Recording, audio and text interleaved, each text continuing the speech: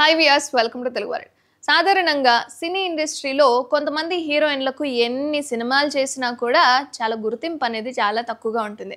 కొంతమందికి ఒక్క సినిమాతోనే చాలా గుర్తింపు వస్తుంది. అలా ఇండస్ట్రీలో ఉన్న చాలామంది హీరోయిన్లు ఎన్నో సంవత్సరాలుగా సరైన బ్రేక్ కోసం ఎదురు చూస్తూ ఉంటారు.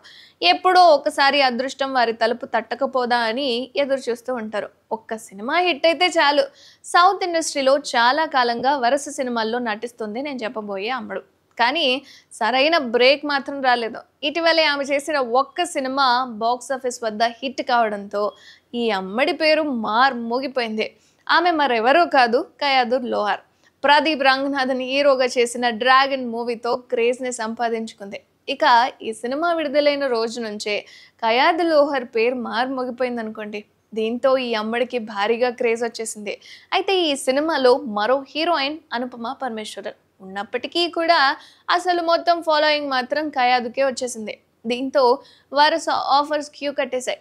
డ్రాగన్ మూవీతో హిట్ కొట్టిన ఈ అమ్ముడు ఇప్పుడు చేతిలో అరడజనుకు పైగా సినిమాలతో చాలా బిజీగా ఉందిట. అంతేకాదు, ఇప్పుడు ఈ అమ్ముడు నటిస్తున్న సినిమాలన్నీ కూడా స్టార్ హీరోల సరసన కావడం అసలు విశేషం. 2021లో కన్నడ సినిమాతో ఇండస్ట్రీలోకి వచ్చేసింది.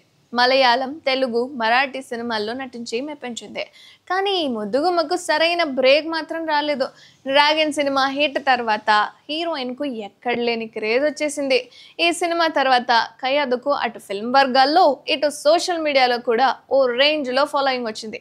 అయితే ప్రస్తుతం ఈ అమ్ముడు తన తదుపరి సినిమాలకు భారీగా రెమ్యునరేషన్ తీసుకుంటుందట.